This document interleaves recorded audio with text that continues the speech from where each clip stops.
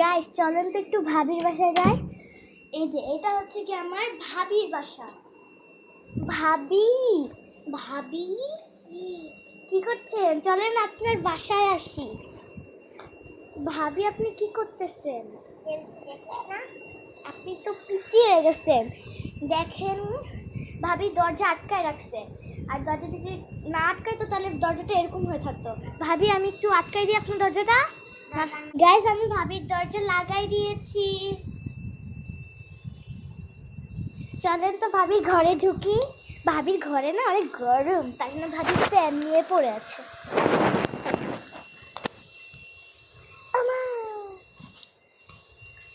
ভাবি আপনার ঘরটা খুব বাজে। হ্যাঁ তাহলে আসছিস কেন? যা হ্যাঁ এটা সরা না, এটা তুমি জায়গা কম, এটা সরে দিই। গাইস এই জায়গাটা একটা স্টিক ছিল, যে স্টিকটা বাড়ানোর জন্য যন্ত্রণা হচ্ছে, পা মেলতে পারছি না।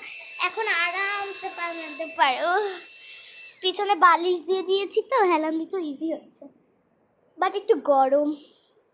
উপরে ফ্যান নাই ভাই, আমাকে দিয়ে দেন। আমার কাছে 3টা ফ্যান থাকা সত্ত্বেও আমরা একটা ফ্যান ইউজ করতেছি, কারণ একটা নষ্ট ঠিক করতে দিছি, আরেকটা চার্জ নাই, চার্জ দিতে। বাট এই ছোটো ফ্যানে কি দুজনে লাগে? দুজনে ঘামতেছি। চুলটা বাঁধতে পারলে ভালো হচ্ছে, কিন্তু আবার রুমে যাবো। ও মা লাগে উড়া দুরা, লাগে উড়া। তোমার ট্যাপটা নিয়ে আসি।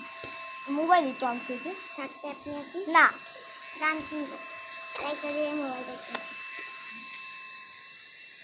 না, গেম পরে খেলবো, এই মোবাইলে গান শুনবো। ওপরেও দিতে পারতেছি না, কারণ এখানে লেগে হাওয়াটা আসে না। বাই। আমি বাবা